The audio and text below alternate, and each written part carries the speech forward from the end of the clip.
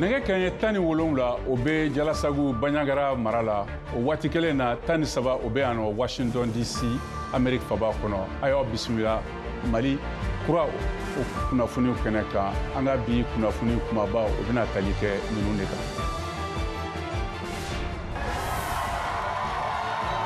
Kalo kelen kɔfɛ ni jamanatigi Joe Biden y'a jira k'a fɔ ko ale tɛna segin ka na, Kamala Harris sɔnna ka kɛ démocrate politiki tɔn ka jamanakuntigi cɛbɔ ye. A y'a ka jatebulaw n'a ka yelifɛnw danfara bɔ n'a ka républicain ɲɔgɔndannaw n'o ye jamanakuntigi kɔrɔ Donald Trump ye. I accept your nomination to be president of the United States of America. Koro marabolo la, dugudama dɔw bɛ Bankas marabolo kɔnɔ minnu bɛ degunba kɔnɔ ka sababu kɛ sanji funti ye. Anw ka lasigiden Koro taara bɔ Golo dugu la walasa ka jamanaden minnu tɔɔrɔla olu kunbɛn. Botswana jamankuru min bonya ka bon kosɛbɛ a filanan bonya fɛ diɲɛ kɔnɔ n'o ye kara 2,490 ye. O sɔrɔla damabɔyɔrɔ dɔ la Botswana, Canada damabɔtɔn dɔw ye laseli kɛ alamisa don. Ninnu de bɛna kɛ an ka bi kunnafoni kumaba ye k'a lasaw ma.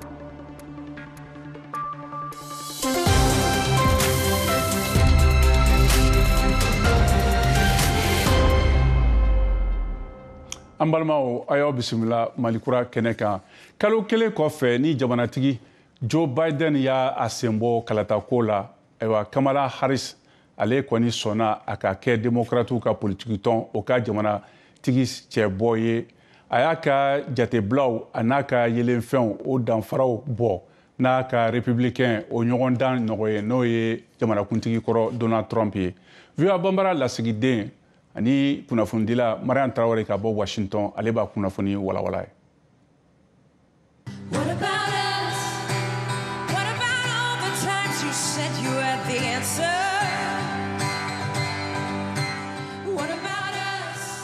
Démocrates ka nin lajɛrɛba convention nationale su laban Pink y'a yɛrɛ lanisɔndiya ni fɔli duman ye o min ye ani dungɔko ye ka fara jamana jɔnjɔn dɔnkili dali kan min kɛra ani fɔlikɛla kulu fɛ n'o bɛ wele ko groupe de country de Sheik.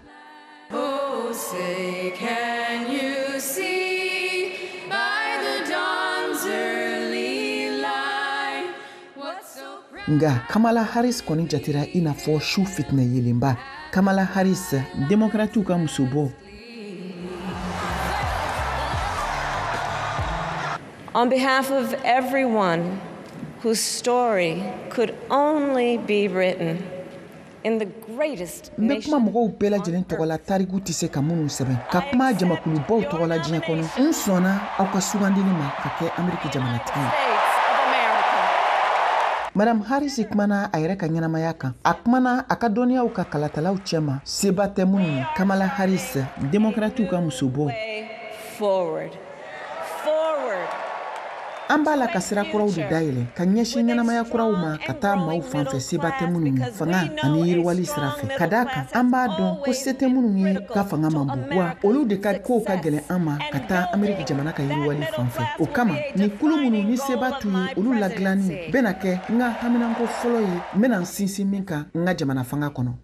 A sinsinna a ka dɔnniya kɔrɔw ta sira kan. Ka kɛ ni a ka bɛrɛbɛrɛli tɔn taabolo ye a n'u ka cɛdali ka ɲɛsin républicains ka cɛbɔ ma n'o ye jamanatigi kɔrɔ Donald Trump ye. Ale min tun ɲangira jamana kiritigɛso fɛ i n'a fɔ mɔgɔ caman wɛrɛw minnu bɔra ka laseli kɛ a ye bagabagalikanw bila ka taa gafe dɔ kun kan ka laseli kɛ ka ɲɛsin Amérique jamana ka politiki ko ma ka taa kiniyanfan bɛrɛbɛrɛli tɔnw ka fan fɛ n'o bɛ Trump ko fɔ ale min ye jamanatigi kɔrɔ ye min ma sɔn ka jɔ jalakiw kɔrɔ. Kamala Harris démocrates ka muso bɔ. And we know what a second Trump term would look like. It's all laid out in Project 2025. An b'a dɔn a ko bɛna kɛ cogo min na kalata tako filanan kun kan. Jamanatigi kɔrɔ Trump ka jamanatigiya tako filanan na. Fɛn bɛɛ kɔni yiralen don ka kɛ ni hakilinaw ye san 2025. A y'a jateminɛ a yɛrɛ kɛrɛfɛmɔgɔw minnu y'a ka ladilikɛlaw ye. A ka laɲini ye de k'an ka jamana lasegin ka taa kɔfɛ. Nga Amérique wa anw tɛna segin kɔfɛ abada. But America, we are not going back. Ni barosigiba convention kɛnɛ kan tigɛrɛ fɔ kɔni ma kɔtigɛ. kɛnɛmana la mɔgɔ caman de tun dalajɛlen don minnu kɛlen don ka Palestine jamana kɔkɔrɔma don minnu nana ka n'u ka nisɔgoya yira don o don a nisɔgoya taamalaw ma Madame Harris ka taabolo falen abada ka ɲɛsin Gaza kɛlɛ ma a sinsinna kan ko lakanali de nafa ka bon wa ko dɛmɛ ka kan ka bila ka taa di Palestine jamanadenw ma a y'a ka kɔkɔrɔmadonni kɔni kɛ ni Israel jamana ka lakanako ye a ye wele bila o senfɛ ko ka kɛlɛ la jɔ yɔrɔnin kelen ko ka fɛɛrɛw ɲini joona bɛn ka se ka na jamana fila in ni ɲɔgɔn cɛ Gaza ko dɔrɔn de kɛlen don bɛnbaliya ye démocrates ka bɛrɛbɛrɛli tɔntɔndenw cɛ a ka ca n'u ka cidenkulu minnu bɛ wele ko délégué 4,700 ye 270 de sɔnna k'u bolonɔ bila gafe la k'a lase ko États-Unis jamana kan ka kɛlɛkɛminɛnw bilali dabila ka taa Israel jamana kan Madame Harris ka laseliw ka taa Amérique jamanadenw ma kɛra kalo kelen kɔfɛ dɔrɔn jamanatigi Joe Biden kelen kɔfɛ k'a lase k'a tɛna kɛ Amérique jamanatigi sigi kalata cɛbɔ ye Kamala Harris, démocratique ka musobo. Joe, I am filled with gratitude. Joe, ne la wasalen badu. I ka baara kelenw ɲana fo k'a dama tɛmɛ i n'a fɔ tariku yɛrɛ y'a lase cogo min. Wa i ka taabolo ye misaliya ɲumanba de ye. Doug ani ne an b'i fɛ kosɛbɛ e ni Gilles wa an ka wale ɲuman dɔ mɛn ka taa u fila bɛɛ ma fo ka diɲɛ ban. Tuma min na Harris tun bɛ a ka laseliw la o waati kelen na jamanatigi kɔrɔ Trump y'a laɲini ka taa Amérique dancɛ la n'o ye États-Unis ani Mexique dancɛ ye a ka nin taama in labɛnna ka kunnafoniw cari bɔlɔlɔsiraw kan She's setting us up for the future. A bɛ k'an labɛn ka bɛn siniɲɛsigi ma siniɲɛsigi min an tun bɛ k'u makɔnɔ siniɲɛsigi min bɛ an bolo de i n'a fɔ an ka diɲɛlatigɛ fɛn bɛɛ jamana in kɔnɔ wa an nisɔndiyalen don ko mɔgɔ juguba in subagamuso in ka se ka sa joona anw bɛ taa ɲɛfɛ ni adamadenya ɲuman ye. Kamala explained exactly what's at stake for this country. Kɛmɛ la a ye ɲɛfɔli kɛ tigitigiya la ko mun bɛ senna jamana kɔnɔ nin wagati in na an bɛ Ameriki bandiri an b'o ta wa Ameriki b'an bɛɛ kun na o kosɔn ka da ka kɛlɛ mun don jamanako kɛlɛ de don. A ka dangan Tim Walz wulila ka na kɛnɛ kan Harris kɛrɛfɛ o de kɛra ka démocrates ka nin lajɛrɛba convention nationale baaraw kun cɛ tile 74 ka kɔn jamanatigisi kalata ɲɛ nin tun ye VOA ka laselikɛla ye Patsy Widawiskara démocrates ka convention nationale kɛnɛ kan Chicago VOA Bambara tɔgɔ la Mariam Traoré. Halisa o nasira kelen na Kamala Harris sɔnna démocrate ka kandili ma o politikitɔnw ka lajɛrɛba la alamisadon su kuncɛli baaraw la Chicago o y'a kɛ démocrate ka cɛbɔ fɔlɔ ye Amérique jamanatigi sigi o kalata nata la novembre kalo o tile 5nan na Mamadou Ben Jabate n'ale ye politiki sɛgɛsɛgɛlikɛla min sigilen bɛ yan Amérique ale ye hakilijagabɔ kɛ kuma falen la ni VOA Bambara kunnafondila Bagasi Kura ye an ka tugu kɔ. Bɛɛ kun sigilen don k'a makɔnɔ nin discours in na parce que n'i y'a jateminɛ Amérique Kamala Harris mɔgɔ fanba t'a dɔn kosɛbɛ mais discours nin na nana kɛ sababu ye mɔgɔ caman bɛ na a dɔn kosɛbɛ parce que a y'a yɛrɛ fɔ kosɛbɛ a yɛrɛ ye mɔgɔ min ye a bɔra mɔgɔ minnu na a ba nana cogo min na fa ni ba ye ɲɔgɔn dɔn cogo min na fo ka na ale bɔ o la ani ba yɛrɛ y'u éduquer cogo min na donc a kumana o caman kan a kumana a bɛ fɛ ka baara min kɛ a kumana olu fana caman kan. Mais le plus important, a ko k'a bɛna kɛ Amérique bɛɛ de ka présidente ye démocratique côté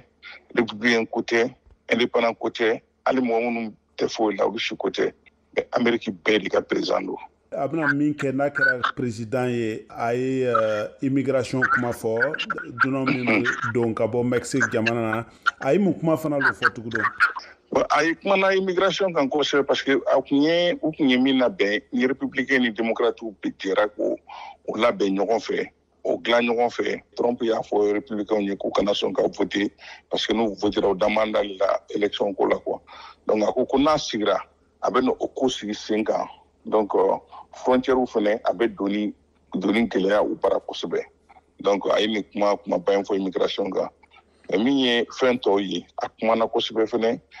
a bɛ fɛ fantanw faamaw ani minnu bɛ cɛmancɛ la a bɛ fɛ ka dɛmɛ minnu fɛnɛ lase olu ma économie bɛ cogo min bi a bɛ fɛ k'o lawuli cogo min na a kumana o fɛnɛ kan kosɛbɛ.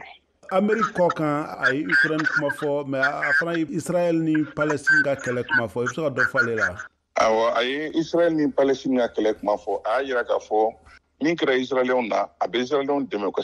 se k'u yɛrɛ défend kosɛbɛ u ka se k'u yɛrɛ tanga mɔgɔ jugu kana don u kan mais min ye Palestine fɛnɛ ta ye fɛn min bɛ ka kɛ Palestine bi o fana bɛnnen tɛ Israël bɛ dama tɛ ko wale min na o fana tɛ ka bɛn o tɛ ko bɛnta ye donc Israël fana ka vi u ka jamana kan cogo min na Palestiniens fana droit b'u fana bolo u fana k'u ka jamana gérer u bɛ fɛ ka jamana gérer cogo min na donc a ka o kuma o diyara mɔgɔ caman ye parce que silamɛ ninnu caman de tun bɛ yen nɔ minnu diminen don démocrates kɔrɔ ni Palestine problème ko in na mais a ye kuma min fɔ Israël ni Palestine ko bɛɛ la a y'u bɛɛ jigi sigi. Est-ce que dɔ fɔ farafina kan Afrique de l'Ouest banbanci ko ɲa ninnu a ye dɔ fɔ olu kan? Bon a ma kuma olu kan madala n'olu ka koba ye pour le moment parce que Israël ni Palestine ka ko min bɛ sen na o kɛlen don ka anw ka ko tunun la surtout que anw ye diɲɛ bɛɛ gɛn ka bɔ an bara donc madala n'u b'u kɔfilɛ anw na sisan fɔlɔ. Convention de a ye tile 4 lo kɛ depuis tɛnɛnlen fo ka na bila bi. Ne y'ale olu ka convention nin filɛ i kun fana ye républicain Donald Trump ka parti ka convention filɛ i bɛ se ka mun de fɔ olu convention fila nin na différence b'o la. Différence belebele de b'u ni ɲɔgɔn cɛ n'i ye républicain ka convention lajɛ i b'a ye k'a fɔ o ye Trump yɛrɛ ni a ka famille olu dɔrɔn de i bɛ se ka kuma olu dɔrɔn de kan kosɛbɛ bon n'i ye démocrates ta lajɛ démocrates ka président fɛn bɛɛ balo la sisan n'a bɔra Jimmy Carter la a bɛɛ tun bɛ yen démocrates mɔgɔba bɛɛ i b'a mɔgɔ fɛn fɛn dɔn a bɛɛ tun bɛ yen donc démocrates farala ɲɔgɔn kan mɔgɔw kun kɔntannen don a kɛra fête yɛrɛ ye a kɛra fête ba yɛrɛ de ye parce que hali bi natɔ n y'a ye dugu kɔnɔna la mɔgɔ si tun tɛ yen tuguni bɛɛ bolilen don ka t'i sigi ka télévision kɔrɔ u bɛ fɛ ka muso ka kuma lamɛn vraiment n'i ko k'an ka tiɲɛ yɛrɛ fɔ démocrates ka convention ni a kɛra wasa u bolo. Convention fila ninnu bɛɛ banna cɛbɔw bɛɛ lɔnni lo mun n'o tora sisan yanni élection cɛ. Min tora sisan élection tɔ ye tile 75 ɲɔgɔn ye ne ma fili sisan sa o ye ka don dugu kɔnɔ mɔgɔ minnu bɛ yen nin nɔ ka campagne daminɛ dugu 7 ou bien dugu 6 ni ɲɔgɔn cɛ bɛɛ bɛ taa sisan yɛrɛ kofɔ la ka essayer ka i ka mɔgɔw la convaincre pour que wakili kana bɔ démocrates kɔni y'a sinsinna kan kosɛbɛ k'a fɔ min y'u sɔrɔ 2016 la ni Trump ye o bati parce que u ka mɔgɔ caman y'i sigi so kɔnɔ k'a fɔ ko non ko élection nin banna ka ban mais nin sen u y'a ɲini u ka mɔgɔ bɛɛ fɛ Obama y'a fɔ Michelle Obama y'a fɔ Clinton y'a fɔ Hillary y'a fɔ u si kana mɔgɔ si kan'i sigi k'a fɔ ko nin ko nin banna parce que ko nin ma surunya ban ye fɔlɔ. Ale débat nin a importance ye jumɛn lo ye? Importance belebele de don parce que mɔgɔ bɛna na u fila différence dɔn ka bɔ ɲɔgɔn na débat in kɔnɔna na mɔgɔ minnu bɛ yen nɔ n'olu u ma décider fɔlɔ olu bɛ se ka t'o fan fɛ. I b'a lɔn ele bi Pennsylvanie o Pennsylvanie kuma fɔra caman depuis semaine damani a kɔɲɔ bɛ cogo jumɛn yɔrɔ la mɔgɔ bɛ mun fɔra élection ko ra. Bon ne bɛ dugu min na Pennsylvanie n'o ye Philadelphie ye Philadelphie kɔni bon bɛɛ b'a dɔn k'a fɔ o ye démocratique dugu ye mais i b'a ye k'a fɔ n'i donna dugu kɔnɔ i bɛ mɔgɔw ye papier b'u bolo bɛ ka essayer ka taa mɔgɔw enregistrer démocrates surtout mais an filɛ nin yɔrɔ min sisan n'i ye élection kɛ bi Pennsylvania a bɛ sɔn ka taa démocrates fan fɛ. Ayiwa sisan an bɛna taa Mali jamana camancɛ yan fan la dugu damadɔ bɛ Bankas marabolo kɔnɔ minnu bɛ degunba kɔnɔ ka sababu kɛ sanji funti ye. VOA Banbara lasigiden Koro n'o ye Tijani Wedrago ale taara bɔ Golo o dugu kɔnɔ walasa ka jamanaden minnu tɔɔrɔla olu kunbɛn an k'a lamɛn. I tɛ se ka nin dugu in lasɔrɔ kamasɔrɔ i ma nin ji in kɔni k'o tigɛ sen na an filɛ nin ye Golo dugu kɔnɔna na Bankas o marabolo kɔnɔna na nin tile fila in na ji kɔni ye tiɲɛniba kɛ mun kɛra sababu ye ka maa caman kɔni ka olu dege nin waati in na an wulila ka se a dugu in na an filɛ nin ye u ka dagayɔrɔ dɔ la jeunes olu kɔni bɛ ka fara ɲɔgɔn kan ka se ka baara dɔw bila sen kan mun bɛ se ka kɛ sababu ye musolakaw olu bɛ se ka lafiya sɔrɔ baw caman ka so binnen don nin waati in na. Gadi jɔ n ka puruke san nana a y'an ka so tiɲɛ n bɛna u bɛ tile fila k'a kɔnɔ yanni samiya ka tɛmɛ wa. U ka fɔla ji in kɔni bɔra Kulubolo de fɛ ka na dugu in cɛ ci sɔgɔmada fɛ joona o y'a sɔrɔ maa caman kɔni kun taalen don foro la nka Jɛnɛba ale kun bɛ yen nin don. San nana sɔgɔma 8 heures wagati la gina na wagati de la comme an ka mamuso u taara kongo kɔnɔ an taara mɔgɔ wele kongo kɔnɔ yanni an ka na ji donna an ka so kɔnɔ so binna minɛn dɔw bɔra dɔw ma bɔ ni an ka mamuso yɔrɔ de don so binna a ka minɛnw ma bɔ si yɔrɔ t'a bolo a taara bangasi jizo in kɔni kɛra sababu ye ka na ni tiɲɛni ye Ngolo dugu kɔnɔna na bawo n'i y'a jateminɛ so caman olu kɔni binnen don wa suman marayɔrɔ ale ni suman caman kɔni tiɲɛna ka sabu kɛ nin jizo in ye gɛlɛya kɔni kɛra kosɛbɛ gɛlɛya kɛra tiɲɛni kɛra yɛrɛ de a y'an ka so bɛɛ bin ji nana kosɛbɛ a y'an ka so bɛɛ bin a y'an ka foro bɛɛ tiɲɛna ka fara Ngolo dugu kan Bankasi marabolo kɔnɔna na ji kɛra sababu ye ka tiɲɛni don dugu misɛn caman na nin waati in na wa maa caman de bɛ minnu kɔni bɛ kalansow la ka sabu kɛ sontanya ye so kɔni bɛɛ binna bon ɲɔ kɔni a bɛɛ tiɲɛna donc an kɔni an bɛ min ɲinina jamana ɲɛmɔgɔ fɛ donc an bɛ dɛmɛ de ɲinina sisan mais dugu kɔni a tiɲɛna an ɲɛ b'a la dugu kɔni a tiɲɛna yɛrɛ de ka fara lakanabaliya gɛlɛya kan I k'a dɔn k'a fɔ jizo kɔni kɛra sababu ye ka gɛlɛya lase nin dugudenw ma u ka welewelekan de jamana ɲɛmɔgɔw ka se ka fɛɛrɛ bɛɛ lajɛlen sigi sen kan walasa u bɛ se ka lafiya sɔrɔ cogo min na bawo tiɲɛniko nasiraw fɛ I b'a ye k'a fɔ ko foro caman olu kɔni tɛ se ka kɛ bala bilen Tijani Wederawogo ka bɔ Ngolo dugu kɔnɔ Bankasi mara kɔnɔna na VOA Banbara o tɔgɔ la ayiwa sisan an bɛna an tulo kɛrɛbɔ ni laseliw ye a ye to sɔgɔlen Malikura kunnafoniw la an bɛna segin sɔni an ka bi don kibaruyaw tɔw laseli kan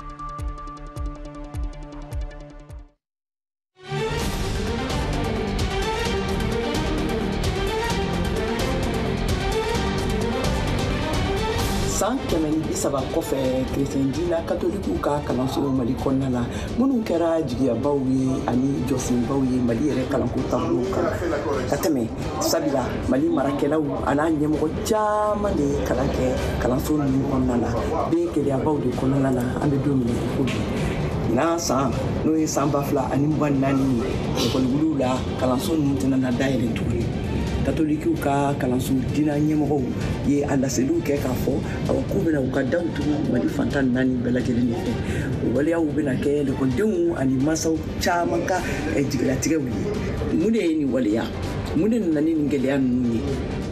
yala nin kalanso ninnu datuguli kɔlɔlɔ ka bon kosɛbɛ Mali kalan yɛrɛ taabolo siraw kan wa Mali jamanadenw bɛ se ka jɔyɔrɔ jumɛn de fa yaasa ka nin waleya ninnu bali o de sababu la VOA Banbara bɛna baro kɛnɛ sigi kɛ a kan u ka jɛmukan an b'a fɔ kɛnɛ kan min kɛnɛ kan ka sigi juma nata awa a kɛnɛ kɔnɔna la Mali kalanko ɲɛmɔgɔw ani kalandenw tɛmɛna a dɔgɔtɔrɔso kɔnɔna na ka fara kalan dɔnbagalajɛw ka Mali la ani tariku dɔnnaw olu bɛɛ bɛna kɛ kɛnɛ nin kan o kumana wele bilalen bɛ aw bɛɛ lajɛlen de ma sabula aw kumakanw jɔyɔrɔ ka bon kosɛbɛ a taabolo kan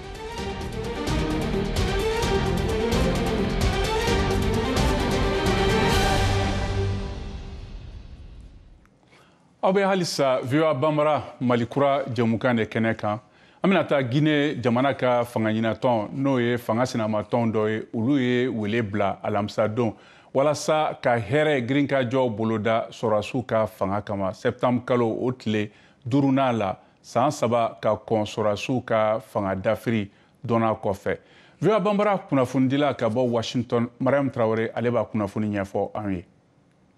kulu min bɛ wele ko les forces vives de Guinée FVG olu ni fanga sinamatɔnw y'u bolo fara ɲɔgɔn kan ka fara syndicat kuluw ni fasojama tɔn dɔw kan y'a laɲini k'u bɛna bɔ ka nisɔgoya taama dɔ kɛ jamana faaba kɔnɔ Konakiri ka kɛ ni jamana finitigiw ka gɛrɛntɛ sigili ye ani fɛnɛ ko k'a laɲini fanga ka segin fasojama ma yanni ɲinan san ban waati cɛ nin kulu kofalen in n'o bɛ wele ko coalition ye wele bila Laginɛ jamanaden bɛɛ lajɛlen ma k'u ka bɔ ka fara ɲɔgɔn kan ko ka kiri laɲini ka taa maaw ma minnu bɛɛ lajɛlen ye degun sɔrɔ ka fara o kan kulu min sigilen don bɛn ladilanli kama n'o ye Comité national pour la réconciliation et le développement ye CNRD ni olu de bɛ jamana fanga kunna ni waati in na ye bataki dɔ labila ka wele bila u ka jamana finitigiw ma minnu bɛ fanga kunna wa u m'u ka hakilinaw dogo o sen fɛ ka ɲɛsin u ka wulikajɔ baaraw ma ko n'o dɔ dalen don farafina tilebiyanfanw ka tɔnba CEDEAO ka gɛrɛntɛ sigili la u ka jamana kan u y'a laɲini ko jamana finitigiw ka fanga segin siviliw ma san 2024 o laban waati la finitigiw ka ɲɛmɔgɔ min min ye furancɛ fanga ɲɛmɔgɔ ye colonel Mamadi Doumbouya lakodɔnna n'a ka baara ɲɔgɔnya ye Faransi jamana ka finitigikulu fɛ. Ni kumakan nin dɔ kɛra Laginɛ fanga sinamatɔnw dala kuma dɔ ye min ma kɔtigɛ. U y'a yira ko fanga sinamatɔn tɔnden caman de minɛlen don ka bila kaso la wa ko dɔw be olu bolila ka jamana bila. Kulu FVG ye a ɲini ko ka kanabilali forobasiraw fɛ n'o bi wele ko liberté publique la segin ka na u ka jamana kɔnɔ ani fɛnɛ ko jamana fanga kɛlen don ko ka kiriko ɲangi minnu da politiki jɛkulu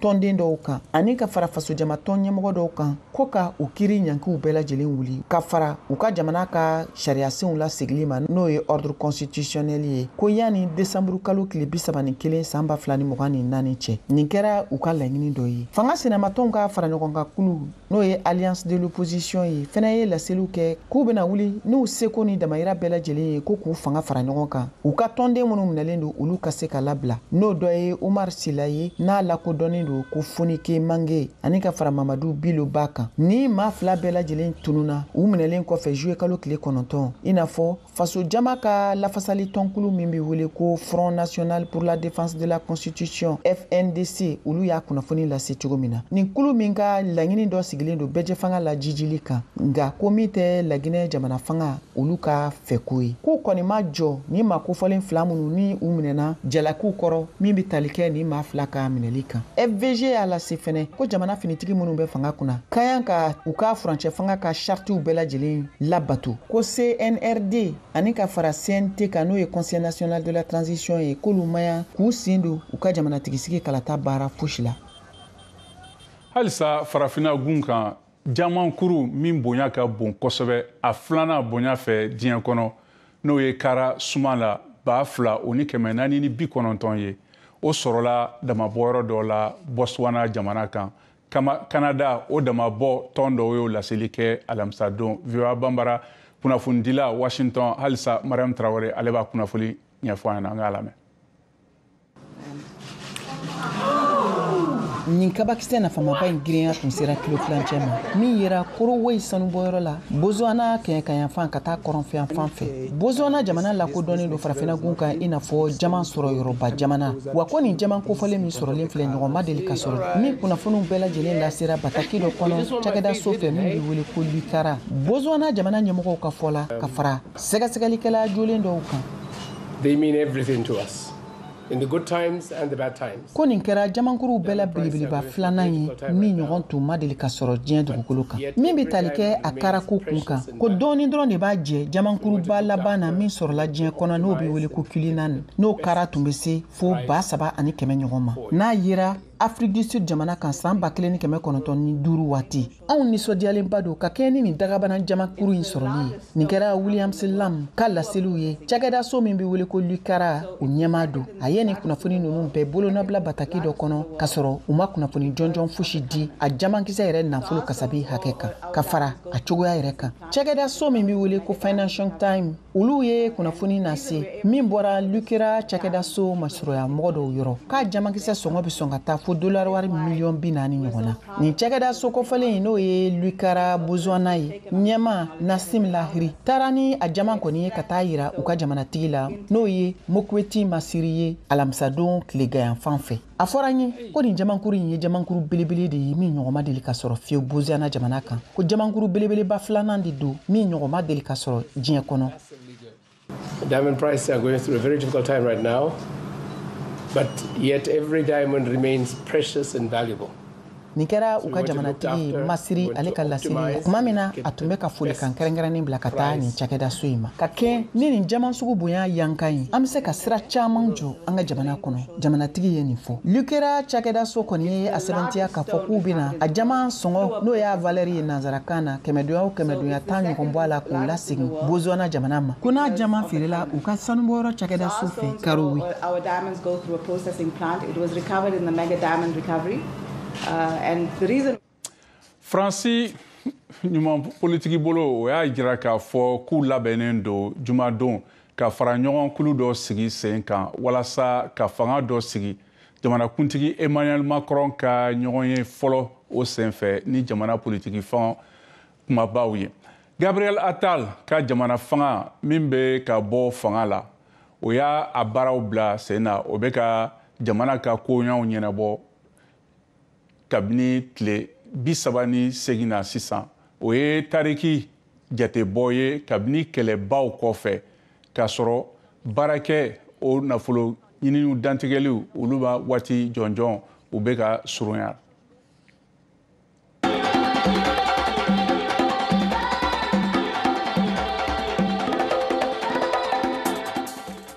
Ayiwa sisan an bɛna an ka farikolo ɲɛnajɛ kunnafoniw lamɛn ka bɔ Bamako Chaka Traoré bolo.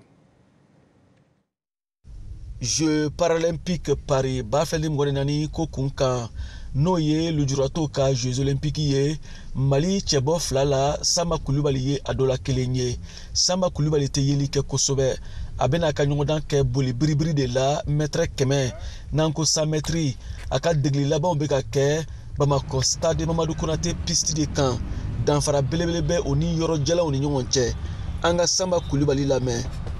I yɛrɛ ka entraîneur y'a fɔ n ye ko san ka wusa ni fɔlɔ parce que fɔlɔ an kun bɛ baara kɛ bɛlɛ kan donc o fɛnɛ puissance d'an ma donc an nana tartan kan u dɔ fara a kan fɛnɛ.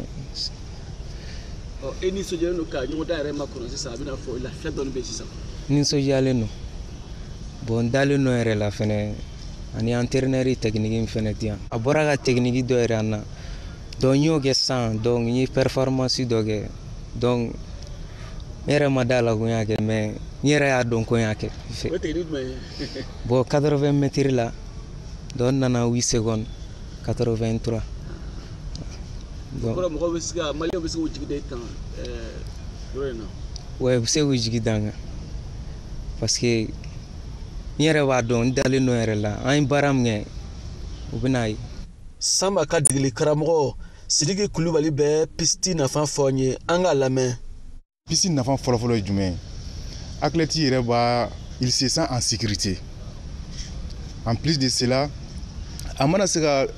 temps min d'i ma distance min kɔnɔ i bɛ se ka inspirer o de kan kosɛbɛ sabula an bɛ ka boli piste min kan yan a bɛ taa boli o ɲɔgɔnna dɔ de kan faden kɛnɛ kan donc o ni bɔgɔ tɛ se ka kɛ kelen cogo si la a mana se ka temps min d'i ma yan distance min kan donc i bɛ se ka évaluer n'o ye ka tɛmɛ bɔgɔ kan n'a kan o y'a nafaba de ye. Yan'o cɛ degeli dɔɔni bɛ sen na ka jeu daminɛ don makɔnɔ uti kalo in tile 28 na ta VOA Bambara tɔgɔ la Bamako Chaka Traoré kala seli don. Ayiwa an balimaw nin bɛna dan sigi an ka bi jɛmukan la an bɛ sɔrɔ ayiwa bɔlɔlɔ sanfɛ www.voabambara.com a n'an ka fiɲɛsiraw fɛ n'o ye YouTube, Facebook, Instagram kan aw ni ce aw k'an bɛn waati wɛrɛw la.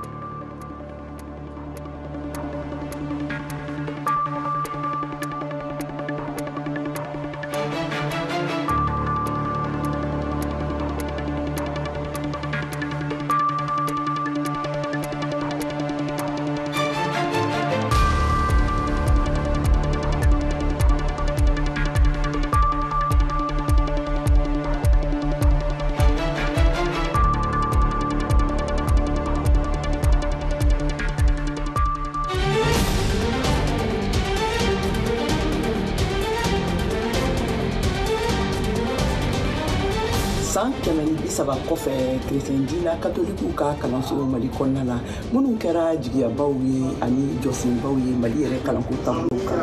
ka tɛmɛ sabula Mali marakɛlaw an'a ɲɛmɔgɔ caman de ye kalan kɛ kalanso ninnu kɔnɔna la bɛ gɛlɛyabaw de kɔnɔna la an bɛ don min na ko bi n'a san n'o ye san 2024 ye ekɔliwuliw la kalanso ninnu tɛna na dayɛlɛ tuguni katolikiw ka kalanso dina ɲɛmɔgɔw ye a laseliw kɛ k'a fɔ awɔ k'u bɛna u ka daw tugu Mali fantan 4 bɛɛ lajɛlen de fɛ o waleyaw bɛna kɛ lekɔlidenw ani mansaw caman ka jigilatigɛw ye mun de ye nin waleya mun de nana ni nin gɛlɛya ninnu ye